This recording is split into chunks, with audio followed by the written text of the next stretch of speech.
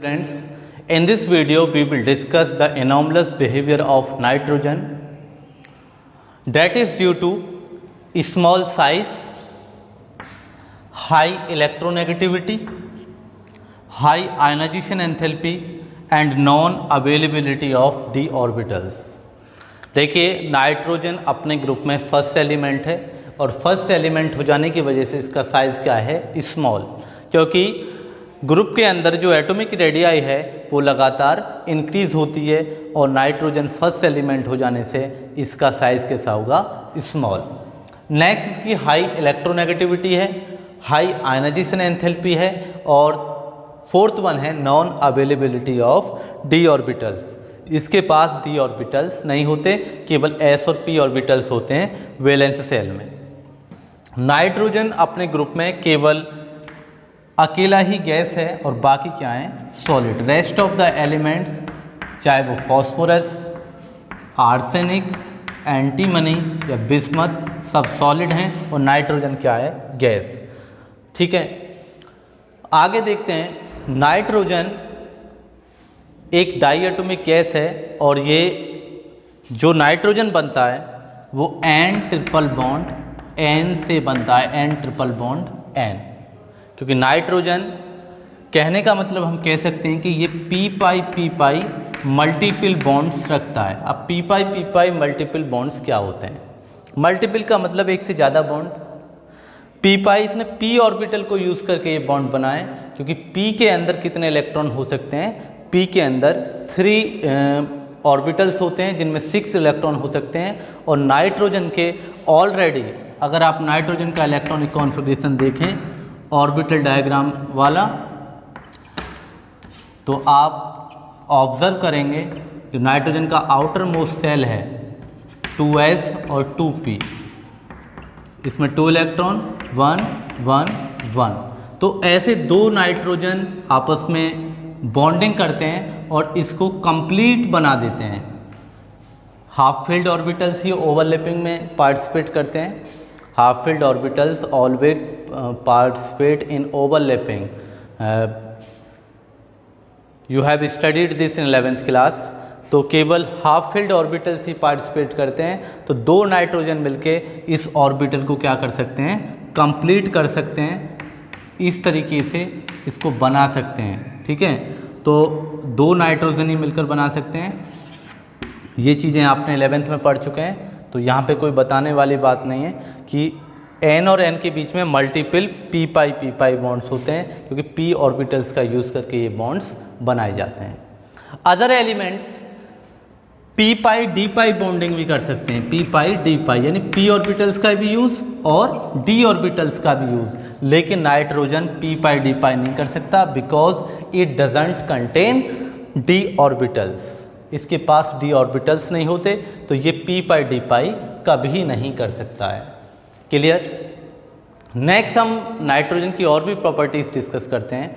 Nitrogen की जो valency है वो मोर देन 4 नहीं हो सकती। क्यों नहीं हो सकती? क्योंकि नाइट्रोजन के आउटर मोस्ट सेल में S और P दो ही सब सेल हैं और जिनमें ऑर्बिटल्स कितने होते हैं? ऑर्बिटल्स कितने हो गए? 1 + 3 = 4 ऑर्बिटल्स हो गए। नाइट्रोजन में 4 ऑर्बिटल्स पॉसिबल हैं और 4 ऑर्बिटल्स पॉसिबल हो जाने की वजह से जब 4 ऑर्बिटल्स हैं नाइट्रोजन में, तो इससे ज़्यादा इसकी वैलेंसी कभी भी पॉसिबल नहीं हो सकती। लेकिन फॉस्फोरस ये सब 5 वैलेंसी भी रख सकते हैं, बिस्मथ भी 5 रख सकता है। Nitrogen doesn't contain 4 covalency due to non availability of d orbitals. Clear हुआ? और भी चीज़ें हैं नाइट्रोजन के बारे में। नाइट्रोजन केवल एक हैलाइड बनाता है NF3, बाकी कोई भी हैलाइड इसका स्टेबल नहीं है। ये भी नाइट्रोजन का एक एनॉमलस बिहेवियर है।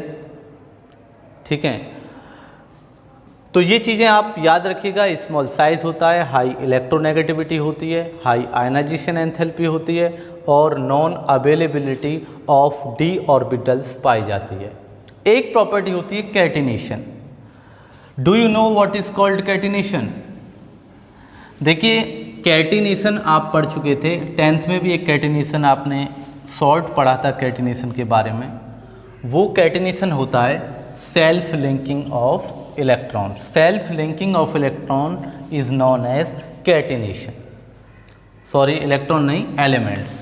सेल्फ लिंकिंग, कार्बन आपस में बहुत सारे कार्बन जुड़ जाते थे, तो वो वाला कैटिनेशन नाइट्रोजन कैटिनेशन की प्रॉपर्टी नहीं शो करता, क्योंकि नाइट्रोजन का जो N single bond N bond है वो वीकर है P सिंगल बॉन्ड P से, यानी अदर एलिमेंट के जो सिंगल बॉन्ड है उनसे वीक है।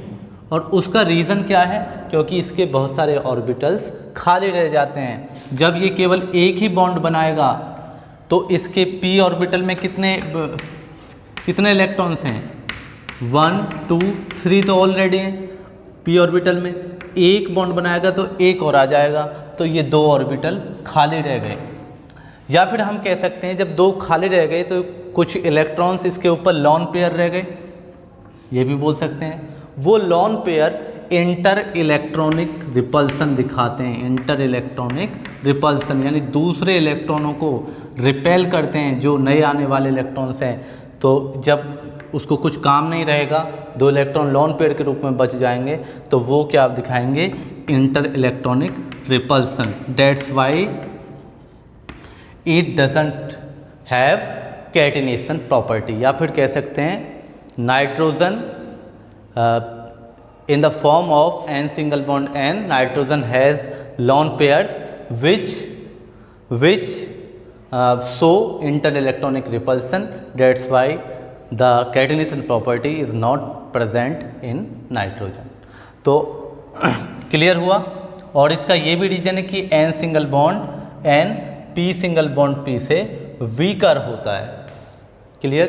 तो आप इस प्रॉपर्टी को, इस नाइट्रोजन के एनोमलस बिहेवियर को आप इन 4 प्रॉपर्टी की हेल्प से पढ़ सकते हैं। और भी कोई प्रॉपर्टी, और भी कोई आपको ये लगे कि कोई डाउट रह गया है तो आप कमेंट सेक्शन में मुझे लिख सकते हैं। और भी नाइट्रोजन कभी भी ट्रांजिशन मेटल के साथ में या ट्रांजिशन मेटल के साथ में कॉम्प्लेक्स नहीं बनाता है, केवल नाइट्रोजन। लेकिन अदर जो एलिमेंट हैं उनके कंपाउंड ट्रांजिशन मेटल के साथ में कंपाउंड्स बनाते हैं। ठीक है। तो नाइट्रोजन के चीज़ों को आप NCERT से भी अच्छे से रीड कर सकते हैं। आप रीड करेंगे, इस वीडियो को देखेंगे तो दोनों की हेल्प से आप और बेटर समझ पाएंगे। वैसे मैंने सारी चीज़ें इसमें डिस्कस कर दी हैं। Thanks for watching, all the best.